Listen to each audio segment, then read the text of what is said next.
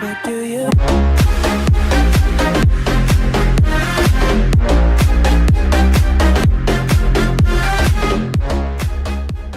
What is up, everybody? Mr. Leto here, bringing you guys another video, and welcome back to gaming. I actually wanted to tell you guys that I was going to be starting more gaming on my channel. Today's video, I have a lot of topics and stuff that I want to go through, but not specifically in today's video. I have to gap them out in multiple videos because I just want to talk to you guys and have like so many cool things to tell you guys. First thing I want to tell you guys is actually that I'm so excited to be sitting here in front of this mic. I haven't actually sat in front of my mic in 6 months.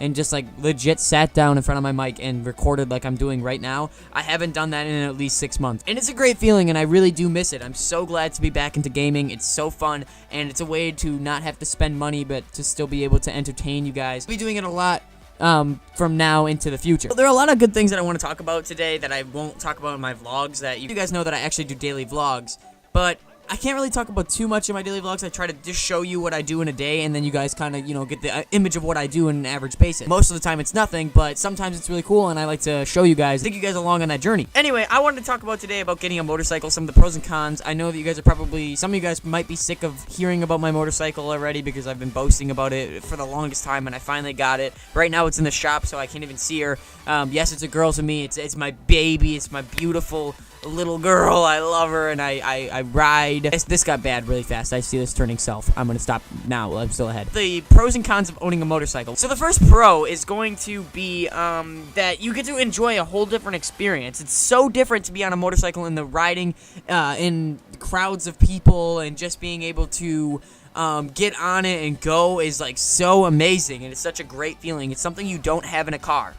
The second pro is that you're much more aware of everything when you're on a motorcycle, and that can be a con too, so it kind of walks the line between pro and con, but it's a whole different experience, like I said. But in this way, it's like if you get on a motorcycle, it's freeing, there's no cage, you can cruise the roads, but you also are so much more aware of your surroundings. Like, I can hear cars that are 90 feet behind me, which I would never be able to do in a car, because you either blaring the radio or anything, and like my bike's not too loud, so some motorcycles this might not pertain to, because some motorcycles are so loud you can't even hear yourself thinking over the sounds of the exhaust. It just depends on what motorcycle you have and what exhaust pipe you have on said motorcycle. My motorcycle is quiet. It's a beginner bike. It's a Honda CM400C 1981, so it's very old. It's not something insanely flashy. It's just a great first bike to have, and I'm so happy that I finally got to have a motorcycle. I've actually been wanting a motorcycle for the longest time, and I could never get one, and it just really bummed me out. On to the next pro. Well, the next pro is that the gas mileage on a motorcycle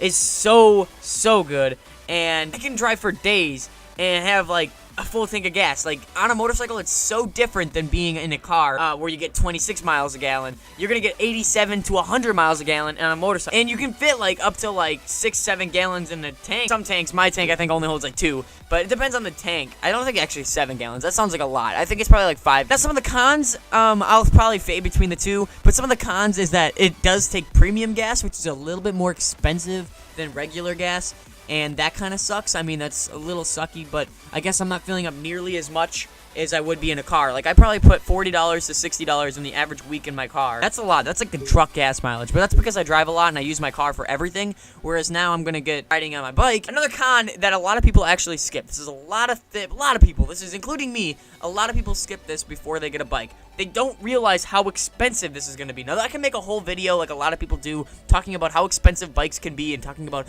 how big of a responsibility that they are and how dangerous they are. And I've heard, just within the week of owning a bike, I've heard more stories about people telling me that I could die, and that they know people that died, and people die all the time on bikes. And it's true. Bikes are insanely dangerous, and if you don't know what you're doing, or you're going to be stupid and immature on a bike, you will die. And that's so, like, it's so cruel and so brutal, and it's right to the point. It's so blunt, but it's what you need to hear, because that means that you're gonna know what you're doing, and just be mature about everything and stop being stupid. Like, I see people doing wheelies on highways backwards. It gives people in the bike community bad names, and I see the reason why people give bikers bad names, and it's because of stuff like that. But it gives you kind of like an idea of like, hey, maybe I shouldn't be that dumb or ignorant, and then I won't die. So that's good. First thing I did actually when I got on my bike, I drove it about an hour drive from where I bought it to my house, and it was scary. I haven't gotten on a bike in a long time, and I've never driven a bike for that long.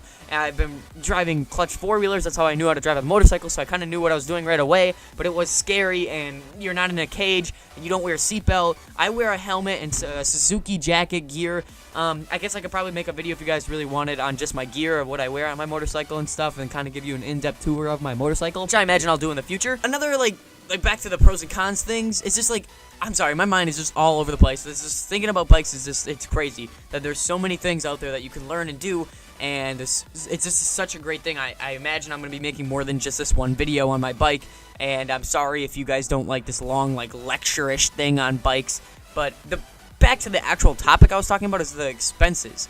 Well, the expenses you have, jackets, gear just in general is expensive. Like my jacket, I got lucky and got it off Craigslist for $80, but it's a $130 jacket, and it's really, really nice, and you can get even more expensive. My dad has a Harley Davidson jacket that's like $500. He got it as a gift, and it's crazy expensive. I would never own that. Harley Davidson in general, their brand is just super expensive and overpriced, in my opinion. I just don't like Harley Davidson brand. It's not like I don't like their stuff. It's very good quality stuff, but it's so expensive that I would never be able to afford. You have a helmet. Now, helmets, there's so many different brands you can go to. There's like Bell, and there's HJC, and there's like so many different brands, and I never knew that about helmets. I thought there was just one helmet. You like the color, you like the thing, you slap it on your head, and you're good to go. That was incorrect. There's so many things that are about helmets that I did not know, like different neck braces, different sizes, different chin straps, different like actual padding, different like mics and stuff hooked up inside of them, and it's just they expense from anywhere from the average helmet's about $100, and the most expensive helmet I seen was $600. Now, I personally would never pay anything over $300 for a helmet, and even that's a lot of money. But you are protecting your skull, which is like the most important part, aside from your spine. So if you have a spine plate and a helmet, you're usually pretty good, unless you're going like 100 and you smash into a brick wall. There's not really much that can protect you. You're gonna die. Anyway, so that's another thing that's hidden fees. I also think that I bought a beater bike, so I bought it for cheap, and I have a lot of things to fix on the bike. But I think in general, my bike was a great deal, and I'm actually probably about $1,000 in just on my bike alone, and that's a lot of money to be just blown away on a bike. But it was worth it because I've wanted a bike for the longest time, and I got a really good deal on this one, so I took the opportunity when I had one. But another hidden expense is insurance and registering and everything. And I don't know, it might be different in your state, but my state of Wisconsin, where it's registered, it was about $100 just to register the bike, and that's not including I have to take the temps test and the driver's test, the license test. The license course is about $300 here. I'm taking it through Harley Davidson. Yeah, what a day. You can take it through the tech school and a bunch of different places, but I chose to take it through Harley Davidson because that they're an actual certified bike place and everything. I just figured they would know the most knowledge between the tech school with a couple of knowledge people. This is going to have a whole field of knowledge people with bikes, so I took that class. But then you also have insurance on a bike. Now I'm only 18. I'm only getting collision, not full coverage, because full coverage would be dumb to get on a cheap bike, just future references. But I got collision on my bike, and I just think that that's the best opportunity I could go with, and it's so expensive insurance for an 18-year-old kid to have a bike. It's almost like the insurance company knows that you're going to be stupid. But that's another con. Those are all cons.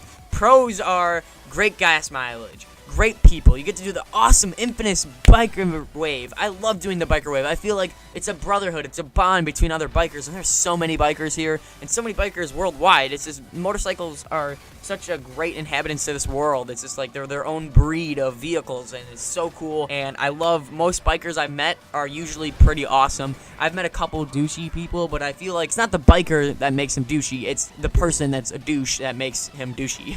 I don't know if that makes sense, but like I know a lot of people would say that certain officers are douchey because they met a douchey officer, or this school sucks because they met a person they didn't like. It's like, that's not the person's fault. It's not the area or the cop's fault, the school's fault. It's just the person individually. So that's kind of the way it works with bikers. But yeah, that about wraps up today's video. Thank you so much for watching. Hopefully you guys did enjoy it. And if you guys did, can you slap the like button down below? Yes, I know I stole Aviator Gaming's little outro there. Thank you so much again, guys. I love you all. I will see you guys in the daily vlogs. Hopefully you guys are paying attention to those, because those are always fun. Always fun. Alright, peace out, guys.